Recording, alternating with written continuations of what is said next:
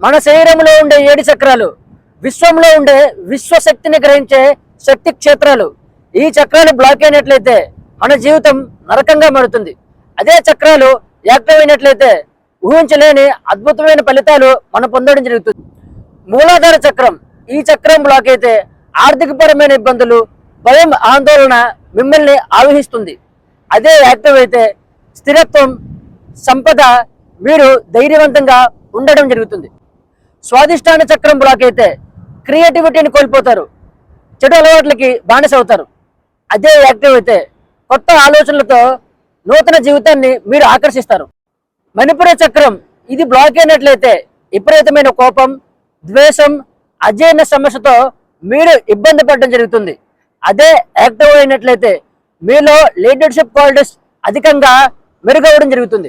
మిగిలిన చక్రాల గురించి నెక్స్ట్ వీడియోలో తెలుసుకుందాం. మీకు ఏ చక్రం బ్లాక్ అయిందో కింద కామెంట్ బాక్స్లో కామెంట్ చేయండి. Thank you.